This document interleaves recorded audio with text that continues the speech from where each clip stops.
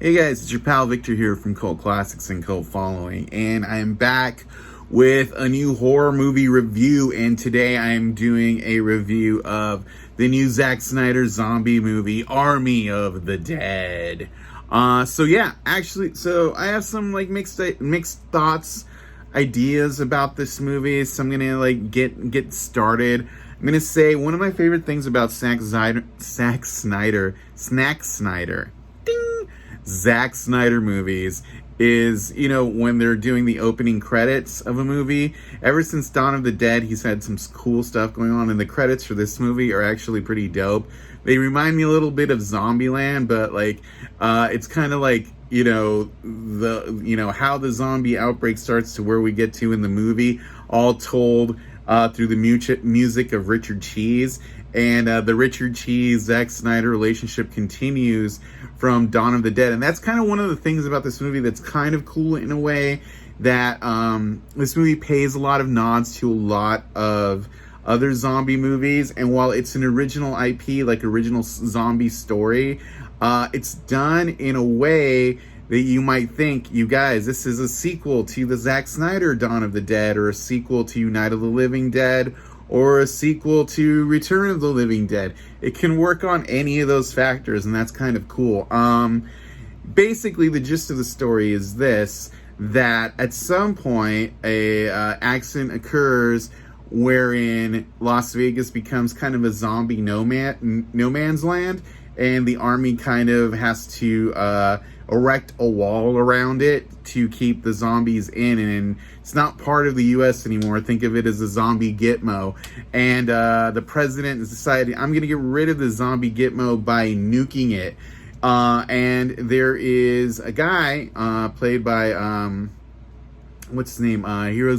Sonata, the guy who plays Scorpion in the new Mortal Kombat that just came out a month or so ago. He was also in Westworld and in The Wolverine. He's a great actor, and he's kind of like he plays this guy named Bly Tanaka. Basically, he's kind of like a spin on a Bally's sort of guy. He owns a casino, and there's $15 million in the vault of his casino. So he kind of tasks Dave Bautista's character, whose name's Scott Ward, to put kind of a team together to retrieve this money, and he'll get a cut of it. There's $50 million, he'll get a cut of $15 million, right? And Bautista, he has a tragic backstory, and he puts together a squad of people to go in there. And here the movie kind of gets into a lot of interesting socio-political commentary. They need to get a coyote, which is kind of like slang for the people who shepherd in immigrants from Mexico into the U.S. So they need a coyote to shepherd in his team into Zombieland, essentially, where there is an alpha zombie that rules it like a kingdom named Zeus, who's kind of like a thinking zombie. So there's the classic shambling zombies, and then there's the fast kind of zombies. And Zeus is played by this guy named Richard Citrone. Look him up on Instagram. His handle is Stunt Batman, and he's actually the stunt actor who played Batman in all of the Zack Snyder DCEU movies, but he also did the motion capture for Steppenwolf. He was Iron Man in all of the Marvel Iron Man movies. So it's kind of awesome seeing a stunt man as the lead of a cool movie like this.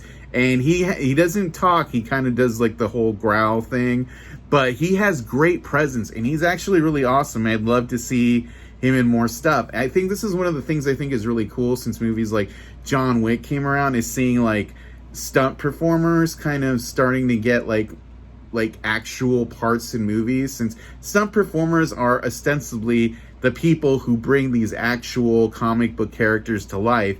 And it's super cool to hey, give them their time in the sun, because they can bring it. Sometimes we don't need to have the celebrity, and a zombie part is perfect. But yeah, basically they need to get into this zombie kingdom of Las Vegas before the president nukes it. That is the basic simple plot of the movie. Things come up, I don't want to spoil it too much. I'll say this, guys. Dave Bautista is fucking awesome in this movie. He emotes. He like this is like I'm gonna showcase it. I'm gonna bring it. He's great in this movie. And I think one of the things that it feels like he's really bringing it, and some of the other people in the ancillary cast are bringing it less.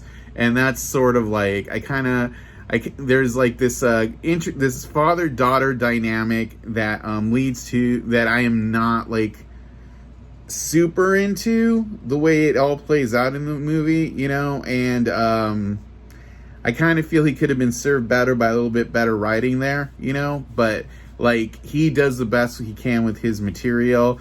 Also, the actor who plays the safecracker that you need to get in there gives a nice feel of humor to the part, and I think he's great.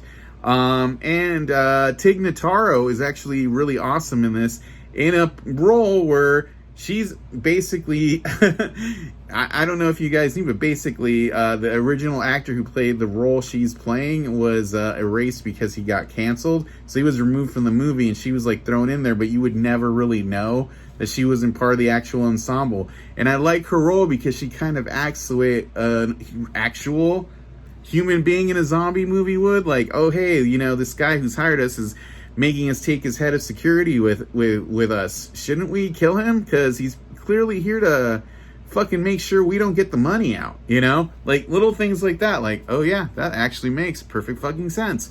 So, I will say, yeah, I enjoy that. If you like movies like Dawn of the Dead, the Zack Snyder version, if you like Return of the Living Dead, you know, you're used to some kind of like, yeah, you know, it's the zombies are cool.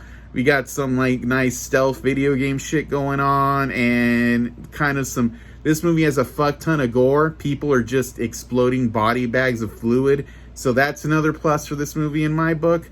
But yeah, it is set up, the ending for this movie is clearly like, this movie is set up to set up more movies, and thumbs up or down. Some people might like that, some people might not. At least you get a solid ending to this movie, even if it's not the ideal ending, but in many ways it does remind you of stuff like Dawn of the Dead, where man, I really want this specific ending, but I'm not gonna get it because hello, zombie movie.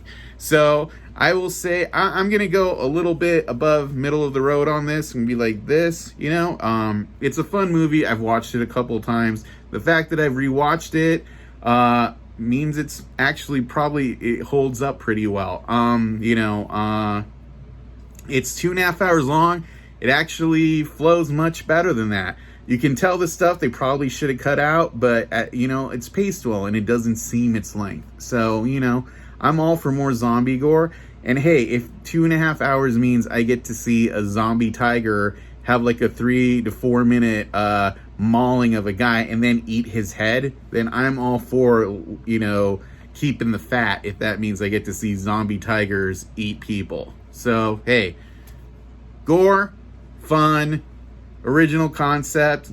Basically think Escape from LA but zombies, or Escape from New York zombies. Actually, Escape from LA zombies. So there you go. That's my 2 cents on the movie. I hope you check it out. It starts on Netflix this weekend, and yeah, it's really good. I enjoyed it, and more reviews on the way. Thanks for checking us out, and stay tuned for more on Cult Following and Cult Classics here on YouTube. Thanks, guys.